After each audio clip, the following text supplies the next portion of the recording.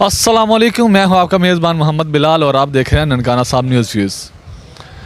ननकाना साहब को नून लीग का गढ़ समझा जाता था। ऐसा क्या हुआ कि यहां से पीटीआई बाजी लेगी? आप बताएं हमें कमेंट सेशन में, हम लोगों से पूछते हैं। ननकाना साहब को नून लीग का गढ़ समझा जाता था, ऐसा क्या हुआ कि पीटीआई बाजी लेगी? ये सब को नज़र आ रहा है ना, एडे तो पागल रह नहीं। ये मोबाइल जो ना, मोबाइल ने हर किसी को दिखा दिया कौन सच्चा है कौन झूठा है। पहले तो उन लोगों ने पागल बनाया हुआ था, हम ये कोई ना कोई कम पा देना, ये हो गया वो हो गया। शबाश ने की एक रात पहले की किया था, आपको नहीं पता? मीडिया खोले चेक करे, उन्होंने कहा 18 रुपये तेल कटा रहे हैं, 40 रुपये डीजल। लेकिन उन्हें सट्टो जिस सवेरे पंप तेल पहुँच गए हैं, उन्होंने कहा भाजी कोई नहीं, टोपी ड्रामा। उन्हें सिर्फ बनाया है टोपी ड्रामा, लोगों ने बेवकूफ बनाया। लोगों के अंदर शौर आ गया, बच्चे के अंदर। हुण साड़ियां मोड़ खुंडे दी जिड्डियां चुदराटां सी, जिन्नियां चुदराटां टोटली शिजरां चढ़ियां सी। लेकिन जदों वोटां दे गिनती का टाइम आया, ठुक गई। सारे नज़र आ गया, हाला बंदा नज़र आ गया। जवान जनरेशन चल ही इस पासे पई है। लोगों को पता चल चुका भाईजान केड़ा बंदा सही है, केड़ा बंदा गलत है। भाईजान वालेकुम अस्सलाम, क्या हाल है आपका? सर, ननकाना साहब ਨੂੰ ਨੂਨ ਲੀਗ ਦਾ ਗਾਰਡ ਸਮਝਿਆ ਜਾਂਦਾ ਹੈ, ਐਸਾ ਕੀ ਹੋ ਗਿਆ ਹੈ ਕਿ ਪੀਟੀਆਈ ਬਾਜ਼ੀ ਲੈ ਗਈ? ਅਸਲ ਵਿੱਚ ਨਾ ਪੀਟੀਆਈ ਦਾ ਇੱਥੋਂ ਜਿੱਤ ਜਾਣਾ ਇਹ ਖਾਨ ਸਾਹਿਬ ਦਾ ਜਿਹੜਾ ਨਾ ਬਿਆਨੀਆ ਹੈ ਕਿ ਖੁਦਦਾਰੀ ਗੁਲਾਮੀ ਨਹੀਂ, ਜੀਓ ਆਪਣੇ ਸਰ 'ਤੇ। ਲੋਕਾਂ ਦੇ ਜੋ ਮਾਮਲਾਤ ਇੱਥੇ ਹੋ ਰਹੇ ਸਨ ਨਾ, ਜਾਂ ਜੋ ਇਹਨਾਂ ਨੇ ਅੱਜ ਤੋਂ ਪਿੱਛੇ ਬੇਵਕੂਫ ਬਣਾਈ ਰੱਖਿਆ ਹੈ, पीपल्स पार्टी नून लीग के मुखालफ, नून लीग पीपल्स पार्टी के मुखालफ। और खान साहब ने बड़ी देर पहले कह दिता सी जदों मैं आना है ना, इन्हें सारे इकट्ठे हो जाना। आवाम को पता लग गया कि इकट्ठे हो गए ने, तो आवाम भी फिर इकट्ठी हो गई है। बयानीए इमरान खान ते कि जिंदा रहना है तो खुददारी विच रहना है। अगर पिछले इलैक्शन को मद्देनज़र रखा जाए तो शिजरा की 1 लाख की लीड ज़्यादा होनी चाहिए, क्योंकि उनके नाल काफ़ी लोग अटैच हो गए सी। फिर क्यों हार गई है? खान साहब ਨੂੰ ਉਤਾਰ ਕੇ 13-14 ਜਮਾਤਾਂ ਨੇ, ਉਹਨਾਂ ਨੂੰ ਤਾਂ ਜਿੱਤਣਾ ਚਾਹੀਦਾ ਸੀ। ਉਹ ਕਿਉਂ ਹਾਰ ਗਏ ਨੇ? ਉਹ ਫਿਰ ਵੀ ਆਵਾਮ ਵਿੱਚ ਪਜ਼ੀਰਾਈ ਨਹੀਂ ਲੈ ਸਕੇ। ਸਭ ਨੇ ਕਿਹਾ ਚੋਰਾਂ ਦਾ ਟੋਲਾ।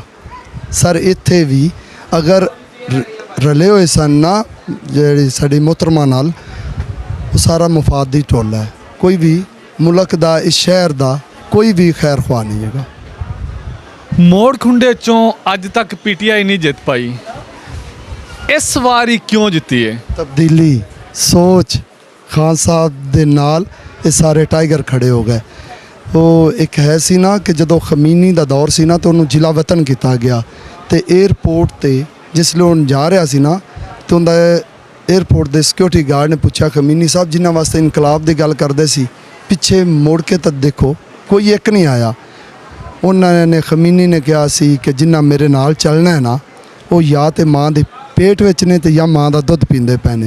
खान साहब नाल भी इंज ही होया, जदों चलिया सी ना कल्ला, अज मुल्क उनदे नाल चलदा पिया। खान साहब दे नाल ओही जवान जिले जवान होए ने ना बच्चे, अज खान दे सिपाही ने। ये सर जी साड़ी नौजवान नस्ल जड़ी ना, वो पीटीआई दे नाल है, लिहाजा पीटीआई जिंदाबाद। नून लीग दे जड़े साढ़े वड्डे सन, वो नून लीग दे नाल सन, लेकिन वो फिर भी कुदरती ऐसी लाई हुई भी जड़ा ना पीटीआई जित गई है। असल दे विच लोग तब्दीली चाहते हैं, जिंदी वजह तो है मामलात। लेकिन तब्दीली तो जी नवे आदमी नू एक टाइम दिओ तो अगू ओदी कारकरदगी दा पता चलेगा कि की मामलात है ने। देखो ना, सारिਆਂ तो उम्मीद की जाती कि हर बंदा अच्छे बेहतरी वास्ते ही कोई आवे, लेकिन जदों इन्हों टाइम मिलेगा तो फिर अपने आप ही पता चल जाएगा, दूध का दूध पानी का पानी हो जाएगा। सर ये उत्तों जड़े ना सारे उन्होंने नाल ही सी, लेकिन अंदर खाते जड़ा सी ना फिर ये इन्होंने नाल ही सी। ये सिर्फ गल्लां ही ने खाली कि उनका ना नहीं आता जी असी नून नहीं खिला ला, नून नहीं खिला, कोई नहीं सर जी। हुण तो बस हर चीज़ बदल गई, बहुत तब्दीली आ गई। ननकाना साहब ਨੂੰ ਨੂਨ ਲੀਗ ਦਾ ਗੜ ਆਖਿਆ ਜਾਂਦਾ ਹੈ, ਐਸਾ ਕੀ ਹੋ ਗਿਆ ਹੈ ਕਿ ਨਨਕਾਨਾ ਸਾਹਿਬ ਵੱਲੋਂ ਪੀਟੀਆਈ ਵਿਨ ਕਰ ਗਈ? ਹਾਂਜੀ, ਇਹਨਾਂ ਦੇ ਕਰਤੂਤਾਂ महंगाई बिल ज़्यादा भेजने, महंगाई की वजह तो जो ना लोग जो मुनारफ हो गए ने, वजह तो महंगाई की वजह तो लोग जोड़े ने आवाम मुनारफ हो गई है नून लीग तो।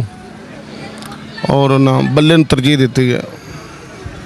ਤੁਸੀਂ ਕਹਿੰਦੇ ਕਿ ਸਾਰਾ ਕਸੂਰ ਮਹਿੰਗਾਈ ਦਾ ਹੈ। ਹਾਂਜੀ ਬਿਲਕੁਲ ਹੈ ਹੀ ਮਹਿੰਗਾਈ ਦਾ, ਤੇ ਲੋਕਾਂ ਨੂੰ ਜਿਹੜੇ ਇੰਨੇ ਬਿੱਲ ਆਏ ਨੇ ਇਹਦਾ ਅਸਰ ਪਿਆ ਸਾਰਾ ਇਹਦੀ ਵਜ੍ਹਾ ਤੋਂ।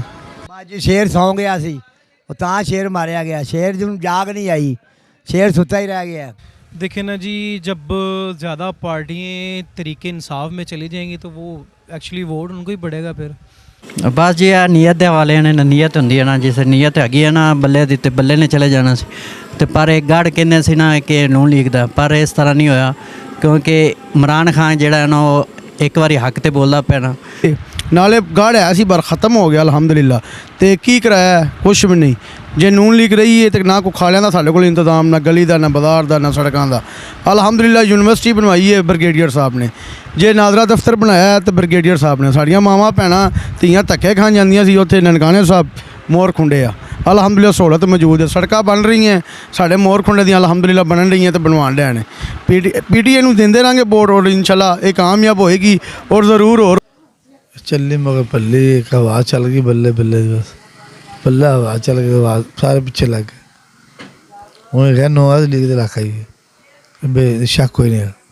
ऐसा इंज होया कि खान साहब बाप खलोते सी, बैंक वोट खान साहब दा सी। ठीक है, खान साहब तो अगे तो बंदा कोई नहीं हैगा, तो लिहाजा इस पर खान साहब बड़ी जिते ने इस इलाके वालों। तो रही बकाया गल नून लीग दी, आने वाला वक्त शायद नून लीग दा होवे। तो ब्रिगेडियर नूं तो किसी ने वोट देना कोई नहीं, वोट तो सारा ही बैंक वोट खान साहब दा है। ने पहला नून लीग सपोर्ट करने की कोशिश की थी, एंड ते आन दो बल्ले दे मोहर लाए तो पता की रातों रात हो गया, कोई पता नहीं लगा। पिछले नून लीग दी मुस्तकम सी दे जित बल्ला गया। ਮੋੜ ਖੁੰਡੇ 'ਚ ਅੱਜ ਤੱਕ ਪੀਟੀਆਈ ਨਹੀਂ ਜਿੱਤੀ, ਇਸ ਵਾਰੀ ਜਿੱਤੀ ਗਈ। ਇਹਦੀ ਕੀ ਖਾਸ ਵਜ੍ਹਾ ਕੀ ਹੈ? ਨੂਨ ਲੀਗ ਨਾਲੇ ਨਾ ਸੈਰ ਧੜਿਆਂ ਤੁਰਾਂ ਦੇ ਨਾਲ ਕੀ ਇਹ ਉਹ ਸਹੀ ਨਹੀਂ ਕੀਤੀ ਕੰਪਲੇਨ, ਇਹਨਾਂ ਕੰਪਲੇਨ ਸਹੀ ਨਹੀਂ ਕੀਤੀ ਕਿਉਂਕਿ ਤਰੀਕੇ ਇਨਸਾਫ ਦੇ ਬਾਹਰੋਂ ਸਾਰੇ ਕੈਂਡੀਡੇਟ ਆਏ ਨੇ, ਉਹਨਾਂ ਕੰਪਲੇਨ ਬਹੁਤ ਅੱਛੀ ਕੀਤੀ ਹੈ ਜਿਹਦੀ ਵਜ੍ਹਾ ਤੋਂ ਉਹਨਾਂ ਨੂੰ ਸੀਟ ਮਿਲ ਗਈ।